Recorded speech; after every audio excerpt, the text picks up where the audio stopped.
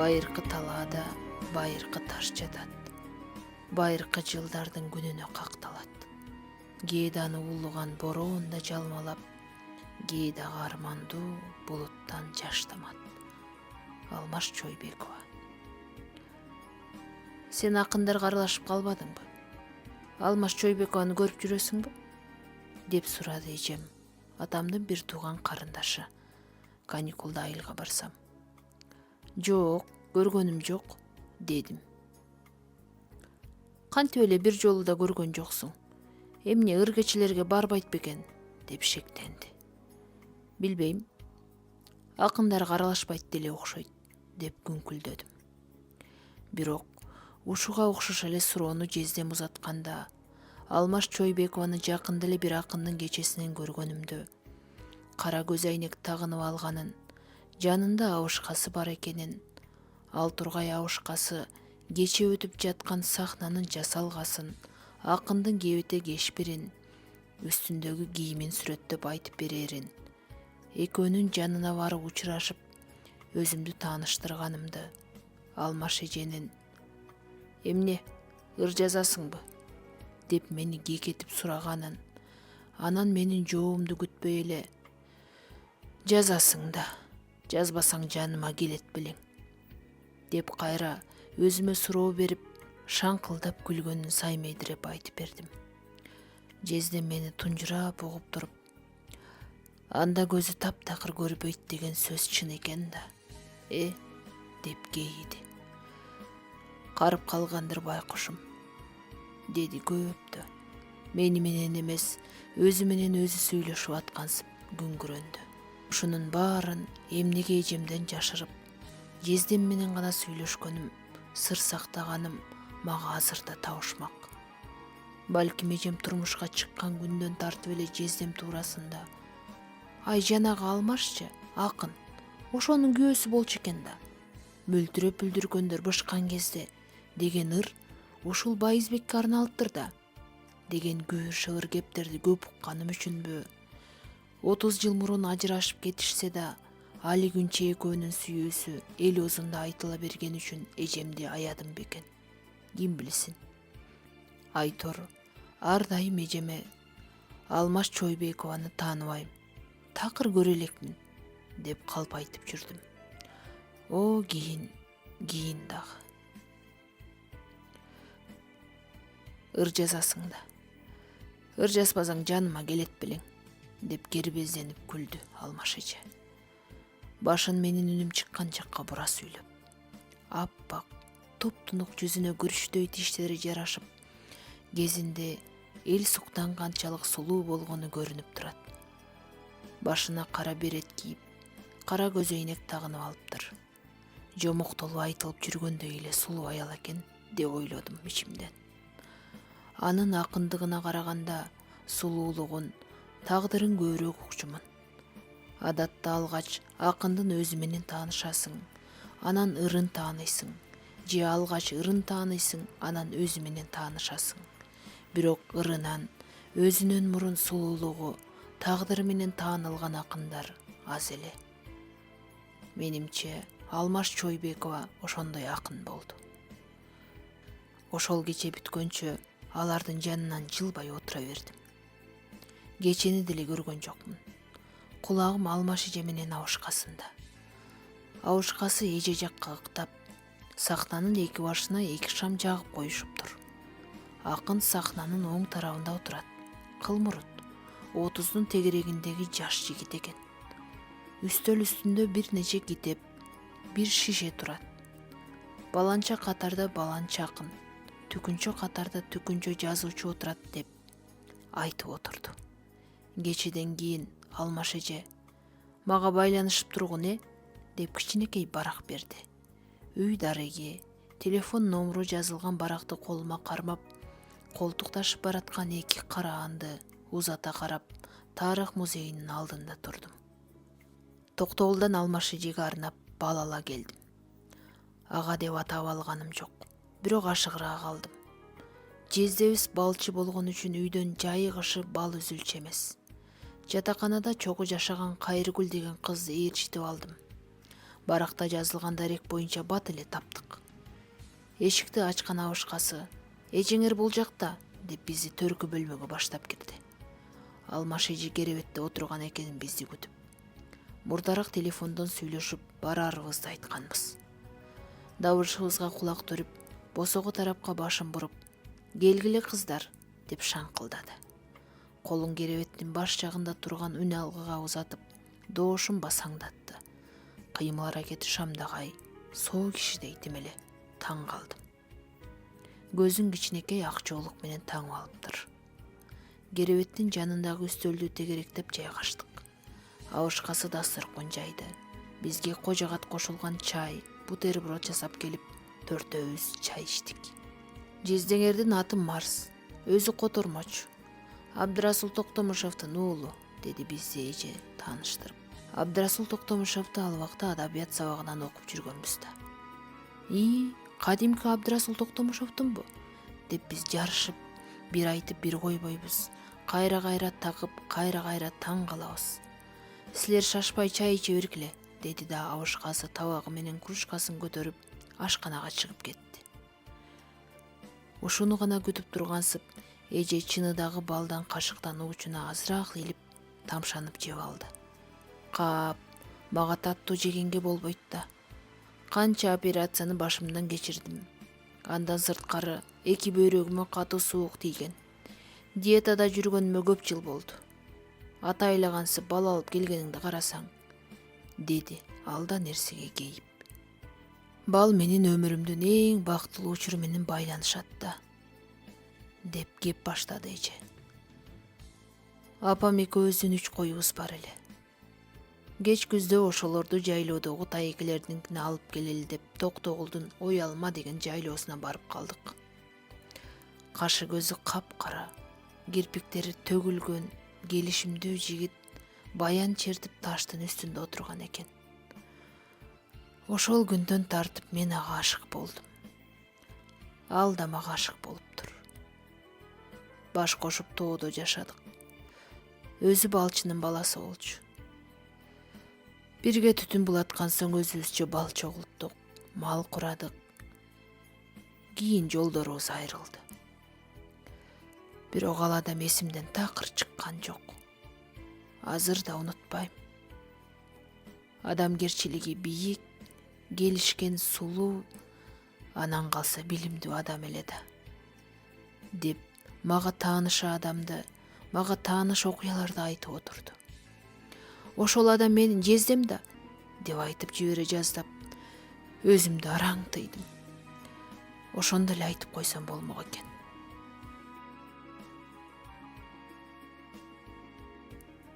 Мен Байызбек жездемди 7-8 класста окуп жүргөн кезимде көрдүм. Анда 50дөн ашып калса керек. Жакын туугандары менен эжемди алып кетишкени келди. «Күйөө бала тетиги киши», деп атты үйдөгүлөр аны көрсөтүп. Кашы көзү кара, сол бетинде калы бар, келишимдүү, ачык кабак адам экен. Эжем экөө баш кошкондон көп өтпөй бир күн үйгө келип калышты. Жай болчу. Чоң апам экөөбүз бактын ичинде курак курап атканбыз. Менин курактарымды жая салган чоң апам: «Мына, ушунун баарын кызым курабадыбы?» деп кыз күйөөнө мактанды. Эжем: «Ай, укмуш экен. Чын эле сен курадыңбы? Тикмечи болот окшойсуң», деп сүйүндү. Чоң апам экөө алмак салмак мени мактап, мен да эдиреңдеп сүйүнүп калдым. Ошондо жездем: «Буларды мактоосун укпа. Курак эмне? Ал ар бир кыздын колунан келет. Сен эч кимдин колунан келбеген нерсени жасашың керек», деди. Анан эжеме кайрылып: «Баланын китеп окуй турган, сабак окуй турган убактысын алып атпайсыңарбы? Сабагын жакшы окусун. Ошондо ушинтип мактасаңар чүпүрөккө сүйүнбөй», деп кагып койду. Андан кийин үйгө келсе, же мен алардыкына барып калсам, кайсыл сабактан кандай окуурумду, кайсы китепти окуганымды сурап, баланча жазуучунун баланча чыгармасын окусаң деп кеңеш берип жүрдү. Кайрыгүл экөөбүз эженин туулган күнүнө баралы деп келиштик. Туулган күнү 15 февраль. Эмнегедир интернет булактарында 8 август деп жүрөт. Эже эки көзүнөн айрылган каргашалуу окуя туурасында мени 33 жашымда күйөөм атып салган. Азыраак күндөн кийин 34гө чыкмакмын деп көп эскерчү. Алмаш Чойбекованын күйөөсү кызганычтын айынан 1981-жылы 25 январда аткан. Эмне белек аларыбызды билбей маң болдук. Экөөбүз кеңешип кесип отуруп, бир букет гүл, сүрөт салуучу рамка алдык. Өзүбүз студент болсок, акчабыз деле ошого араң жарады. Келгиле кыздар, деп эже колун абага узатты. Кайрыгүл экөөбүз катар туруп эже менен кол алышып учураштык да, туулган күнүңүз менен деп белектерибизди бердик. Менин колумдан гүлдү алып, ме деп абышкасына узатты. Абышкасы гүлдү алып үстөл үстүнө койду. Бул эмне экен? Деди эже жылтырак королгон белекти колу менен сыйпалап көрүп. Сүрөт салган рамка, дедим мен. Марсага экөөңүздөрдү сүрөткө тартып, анан салып коелу эле, деди Кайрыгүл. Кагылып кетейиндер. Сокур неме муну эмне кылат деп ойлоно албадыңарбы? Деп кейиди эже. Биз 18-19 жашта элек. Белек алып жатканда аны ойлоно алган жокпуз. Ошондо ойлоно алган жокпуз. Бирок азыр ойлончу болсом, көзү азиз акын аялга эмне белек берсе болоорун мен дагы деле айта албайм. Оозубуздан сөз качып, унчукпай калдык. Рахмат айланайындар, рахмат, деп алкады эже. Бул жолу абышкасы бизге чайды даярдап, өзү ашканага чыгып кетти. Алмаш эже окуубузду, ата-эне, айла-апабыздан сураштырып, бир аз сүйлөшкөн болдук. Көпкө кармалган жокпуз. Эмнегедир маанайы жок экен. Эже бизди узатып, далиске кошо чыкты. Далисте эски чамадандар жыйылып турчу эле. Эң үстүңкүсүн ачып, чукулап бирдеме издеп жаткандай болгон. Карасам колунда 50 сомдук турат. Алмаш эже акчаны колу менен сыйпалап көрүп айыра таанычу.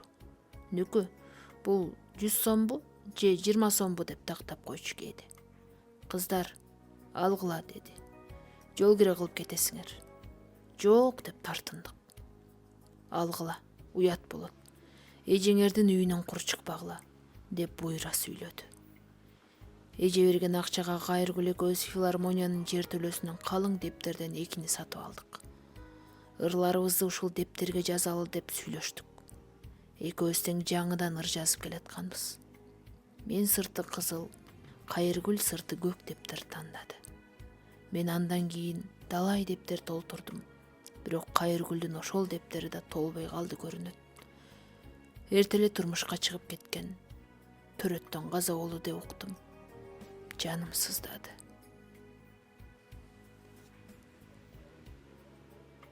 Алмаш эже бир күнү жатаканама телефон чалып, жалгыз келе аласыңбы, деп өтүндү.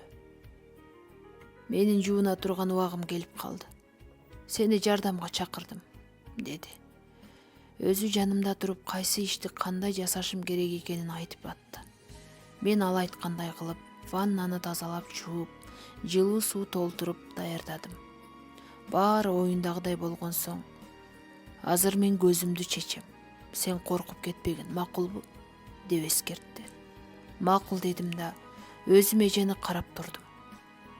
Көзүн танган аппак жоолугун чечип, башын көтөргөндө, мени эки көздүн ордуна түшүнүксүз бир боштук көрдүм. Коркпойм деп өзүмдү өзүм даярдап турганыма болбой эле жүрөгүм дирттеп кетти. Ал да сезгенсип жер тиктеди. Мага сүйлөбөй чечкен жоолугун асбетти бүктөп отурду. Башка жакты карайын десем деле болбой көзүн карайм. Уктап жаткансып жумулуу да, бирок ачык да бойдон турду эженин көзү. Ириде менин шейшептеримди алмаштырып алалы, деди. Капыстан иш бергенине сүйүнүп кеттим. Көздү унута түштүк экөөбүз тең. Алдына 3 катар шейшеп салынып жатат экен. Ошондо көрдүм. Бирин алсам, бири чыгат. Шкафтан 3 таза шейшеп алып чыгып, так ордундай алмаштырдым. Ичимден 3 шейшеп салып жаткан эмнеси? Анан калса таптаза элекен го, деп ойлоном. Бирок Алмаш эженин ошондой ашыкча тазалыгы бар болчу. Кетеримде, эже, Мындан ары Кайыргүл менен келсем болобу деп сурандым. Макул. Бирок ар кимди ээрчитип келбе. Мен адамдардан оозум күйгөн жанмын. Далай кыздар сага окшоп жардам бергени келип ырларымды урдап кеткен. Чаң сүртүп үй жыйнап атат деп ойлоп отура берчүмүн да. Көрсө китептеримди, ырларымды урдашчу тура деди. Сага окшоп деген сөзүнө ичимден териктим. Азиз акындын ырын уурдап кеткен кандай акмактар болду экен, кантип колдору барды экен деп таң калдым. Ошол күндөн тарта ар жекшемби күнү Кайыргүл экөөбүз Алмаш эженин үйүнө барып, турмуш тиричилигине кол кабыш кыла баштадык. Эже 3 маал колго түйүлгөн чүчпара жейт. Уйдун сүтүнөн кымыз, анардын ширесинен ичет. Болгон жеген тамагы ушул. Биз барганча абышкасы Орто Сай базардан азык-түлүк алып келип даярдап турат. Үчөөбүз бир жумага жеткидей кылып жер жайнатып чүчпара түйүп, муздаткычты толтуруп коебуз. Аны абышкасы күндө аз-аздан эжеге кайнатып берет. Үй жыйнап, кээде эжени жуунтабыз. Баардык иш бүткөндөн кийин бир аз эс алып, маектешип отурабыз. Алмаш эже таптаза болуп, маанайы жаркып, маңдайыбызда өткөн кеткенден кеп козгоп отурганы бизге жагат. Астыртан Кайыргүлдү карайм. Бул эжени мага кайдан таап келди эле деп наалыбай, кабагым кашым дебей, эженин ар бир сөзүнө кыткылыктап күлүп отурат. Анан экөөбүз чоң жакшылык жасап, дүйнөнү сактап калгансып, өзүбүзгө ыраазы болуп, 11 троллейбуска түшүп, жатакананы көздөй жөнөп кетебиз. Кээде Кайыргүл менен, кээде Кайыргүлсүз барып жүрдүм. Ар дайым жумуш бүткөндөн кийин Алмаш эже бизге баштан өткөн өмүр жолун айтып берет. Сөз сүйүүгө келгенде эле Байызбек жездем тууралуу экөөнүн ой алмадагы бактылуу күндөрүн көп айтат. Ошол Байызбек менин жездем да деп айтып жибере жаздап араң карманам. Бирок ичимден бир күнү айтышым керек деп ойлойм. Кантип ыңгайын таап айтып беришти билбей көпкө жүрдүм. Акыры жалгыз келген күндөрдүн биринде айтып жибердим. Эмнеге айтканымды дале билбейм. Унчукпай койсом деле болмок экен. Эже алаканын шак коюп чочуп кетти. Кандайча жездең? Эжең канчада? Жашоосу кандай? Кантип жашап атат? Ушуга окшогон майда чүйдө суроолордун биринин артынан бирин жаадырып алды да, бирок жообу ага кереги жоктой, менин сөзүмдү уккан укпаганы белгисиз ойлуу тартып отуруп калды. Мен Алмаш эжеге чейин адамдар ойлонгондо көзү өзгөрөт деп ойлоп жүрсөм керек. Адам ойлонгондо жүзү, кашы, оозу деги эле тулку бою ойлуу тартып калаарын ошондо көрдүм. Жок деп акырды эже капыстан менин сөзүмдү кесип. Байызбек балалуу боло алмак эмес. Акыркы жолу доктурга көрүнгөнүбүздө сен бул жигиттен ажырашып кет, бул балалуу боло албайт деген доктурлар. Мен унчуккан жокмун. Ал да башка эч нерсе дебей, оозу башын кыбыратып, ойлуу тартып отура берди. Мен Байызбек жездемдин экөөбүз ооруканага барганда Алмаш доктурдан маанайсыз чыкты. Андан кийин мен кирсем доктур жигит келинчегиңиз эч качан балалуу боло албайт. Бирок биз өзүнө бул туурасында айта алган жокпуз. Жаркылдаган жакшынакай түгөйүңүз бар экен. Балким сиз деле муну жашырып коерсуз деп өтүндү эле деген сөзүн эстедим. Мөлтүрөп, жашоону сүйүп, жаркылдап турган аял затына доктурлар ачык айта албай, жолдошуңуз эч качан балалуу боло албайт деп алда узатышкан экен көрсө. Ушунча жыл өттү. Бир күнү да аны эсимден чыгарганым жокко деп кейиди Алмаш эже көптө барып. Айтканын айтып алып, эми аны соорото турган алгылыктуу сөз таба албай унчукпай отурдум. Ал да бир калыбынан жазбайт. Же мен кетейин деп айта албайм, же ал кет деп айтпайт. Ошондо эмнелерди ойлоду экен. Экөөнүн бирге өткөргөн бактылуу күндөрү, ой алманын көргөндүн көңүлүн алган көркөмдүү тоолору, асманында шаңшыган бүркүтү, Өз ырларында көп жазган жаратылыш кучагы, мөлтүрөп аккан булагы көз алдына тартылгандыр.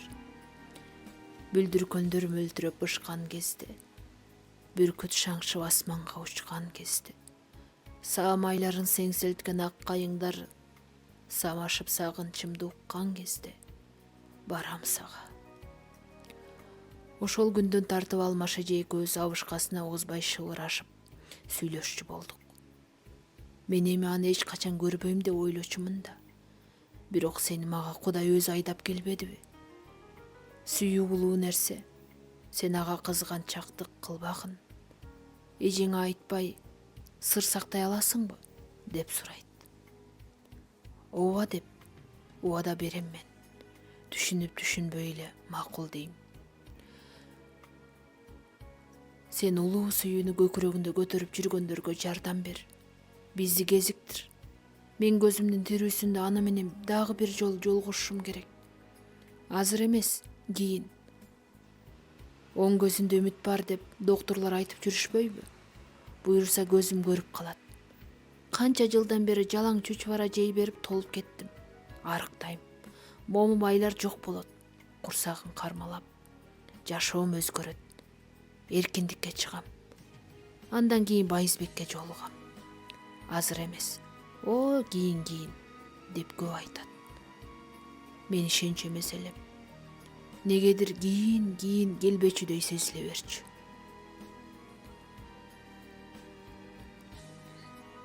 Айылга бир барганымда Алмаш эженин саламын жездеме жеткирдим. Бул жолу ага көп нерсе айтып бердим. Ал да Алмаш эжеден ашык кеми жок, аны сурап, тагдырына кейип отуруп. Байкушума кыйын эле экен, көзү көрбөсө, ден соолугу да начар болсо деп аяды. Абышкасы анарды колу менен талкалап, күндө 3 маал шербет жасап берет, кымыз бышып берет дегенимди укканда, анда жакшы адам тура. Жакшы карайт экен Алмашка деп ыраазы боло сүйүндү. Бирок эжеңе айтпай бизди кезиктир деген сөзгө аябай карсылдап күлдү. Ошентип коебу, атаны кургурай, айтканын кара. Мен 60ка келгени Бишкекке барып көрбөгөм. Эми кайдан бардым дейсиң, деп күлдү. Бирок Байызбек жездем кийин Бишкекке келди. Өзү күткөндөн да эрте келди.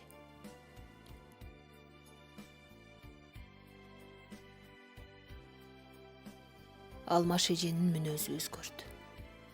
Качан барба, жаркылдап келечек тууралуу, доктурлардын оң көзүндө үмүт бар дегени тууралуу, кандай китептерди чыгарары тууралуу көп айта баштады. Эскисиндей бирөөлөр жардам бергени келип, ырын уурдап кеткенин, өзүн өлтүрүп, абышкасына тийип алгысы келген кыз келиндердин көп экенин, үйүнө көз арткандардын андан көп экенин айтпай калды. Ар дайым үй жумуштары бүткөндөн кийин бизге жаштыгынан Аалы Токонбаевдай, Төлөгөн Касымбековдой улуу кишилер менен замандаш, табакташ болгонун айтып берет. Өзү айтып бергенин гана угабыз. Ашыкча суроо бергенге даабайбыз. Анткени бактысыз күндөрү капыстан эснегени калганда маанайы бузулуп, чартылдап калат. Көзүм бар болгондо баламдын жок экени билинбейт эле. Балам болгондо көзүм жок экени билинбейт эле деп кейийт. Сүйлөсөңөр боло кыздар, дейт чарчаганда. Сиз эле сүйлөй бериңизчи, дейбиз биз. Эже эмнени айтып бербесин үнүн жасап, сахнада роль ойноп аткансып, келиштирип, коюлуштуруп сүйлөйт. Угуп отургандан тажабайсың. Эмнени сүйлөп берейин, деп сурайт. Сүйүүнү, дейбиз биз жанталашып. Эже каткырат, күлгүсү шаңшып, үнү тунук. Ак чамгыр төксө шорголоп, ой арчага кирсек корголоп, кекилик учпай жемиз деп, азгырса бизди жорголоп, деп созуп ырдайт. Ошол ырымды жакшы көрөм, деп көп ырдады. Биз Байызбек экөөбүз тоодо жашадык деп айтып жүрбөймүнбү? Айына бир жолу, же 2 айда бир райондун борборуна азык түлүгүбүздү, буюм тайымыбызды алып кетчүбүз. Бир жолу районго баруу үчүн жолго чыктык. кыйла жерге чейин жөө ачыбызда. Кыя жол деген жерибиз бар эле. Ошол жерден жамгырга туш болуп, жол боюнда дүп үйгөн бир түп арчага корголодук. Ага деле болбой сыгып алмасуу болдук. Мен аппак кийинип алдым эле. Кудай бетин салбасын. Тим эле кийимим үстүмө жабышып, ого бетер ажарыма чыгып калыпмын. Агыр болсо кийин жазылган. Мен ал күндөрдөн кол жууп, Байызбек экөөбүз ажырашып кеткенден кийин чогуу өткөргөн күндөрдү эңсеп, өзүм туулуп өскөн жайлоолорго баргым келип, ошон үчүн кыялдануу деп жазгам. Ырда кандай сүрөттөп жазган болсом, биз тоо койнунда дал ошондой өмүр кечирдик да. 12 жыл жомоктогудай бактылуу күндөрдө жашадык деп ырдын тарыхында айтып берген. Мен Алмаш эженин тагдырын, сулуулугун бала кезимден көп эле уктум. Бирок мунун бирин да укпаган Кайыргүлгө кызык болсо керек. Ал орто жолдо эжеден бир нерселерди сурап жиберчү эле. Азыр эсимде жок. Эмнеге ажырашып кеттиңиз дедиби? Айтор ушул сыяктуу бир суроо берип жиберди. Баланын айынан ажыраштык да. Өзү бир ата, бир энеден жалгыз бала эле. Анан биз 12 жыл балалуу болбой калгандан кийин атасы: "Өзүң жалгыз бала болсоң, балалуу болушуң керек" деп айта баштады. Апасы өгөй эле. Ал киши киришчү деле эмес. Биз ага болбой эле жашап жүрдүк.